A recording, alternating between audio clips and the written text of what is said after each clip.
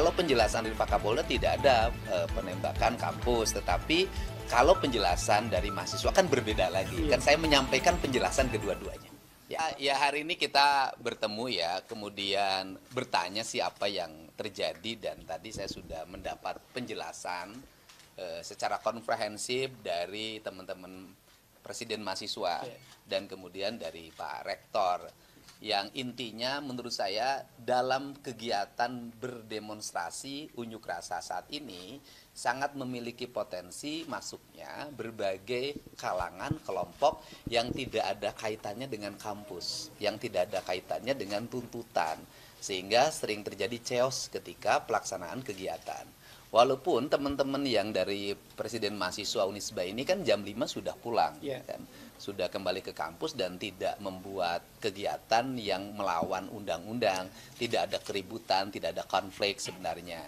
Tetapi yang terjadi kan tadi malam sesuai dengan penjelasan dari kedua belah pihak, yaitu adanya kegiatan yang dilakukan di jalan raya, gitu kan, penghadangan yang dilakukan oleh kelompok tertentu ya, kita tidak bisa menjelaskan mana karena saya kan bukan penyidik yang bisa mengidentifikasi.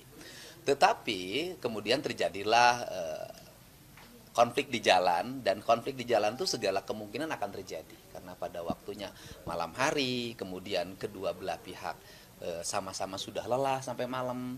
Nah, tetapi yang berikutnya dari sisi sikap saya sebagai gubernur, saya melihat keinginan yang murni dari teman-teman mahasiswa untuk menyampaikan gagasan, pikiran, kajian akademisnya kepada pemerintah, baik gubernur maupun DPRD, dan Pemprov Jabar bersedia untuk memfasilitasi.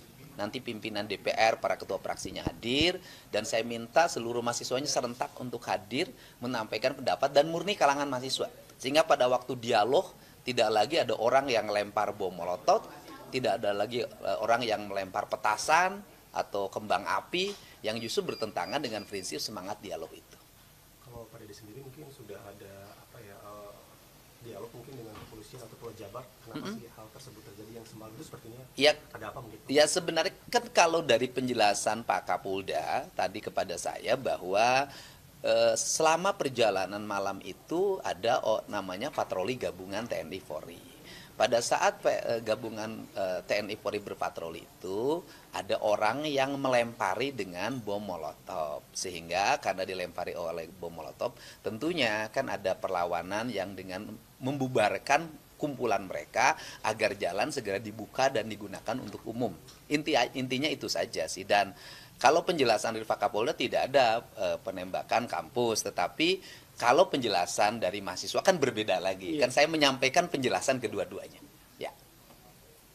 Itu yang penting saya tetap beritikad yang baik agar ini segera selesai masalahnya, seluruh tuntutan bisa terakomodir dengan baik. Saya membuka ruang dialog dan pada jam 13 ini juga saya bertemu dengan para rektor di Gedung Sate.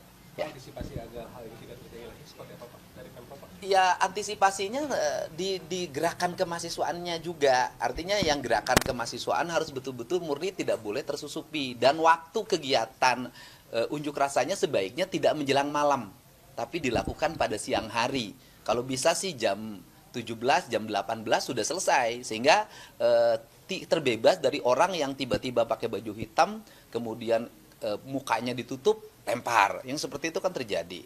Nah ini yang harus dilakukan secara bersama karena pada akhirnya seluruh pikiran dan gagasan kajian akademik harus bisa diterima oleh kita dan kemudian juga iklim berunjuk rasa, berdemonstrasi, berdemokrasi tidak boleh menimbulkan kerusakan karena justru nanti yang menjadi titik fokus adalah kerusakan ini akan menjadi sesuatu yang kurang baik buat teman-teman mahasiswa yang murni ini, gitu ya.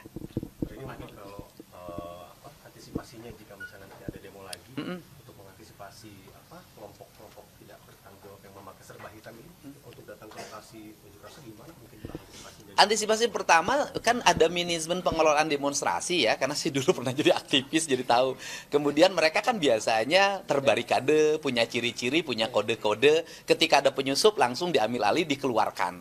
Nah itu manajemen pengelolaan demonstrasinya juga harus segera terlatih dengan baik. Dan orang-orang yang berniat berbuat kriminal itu tidak punya ruang untuk memanfaatkan orang-orang yang punya pikiran jernih dan pikiran cerdas dengan provokasi yang mereka lakukan, yang pada akhirnya kan yang dirugikan masyarakat.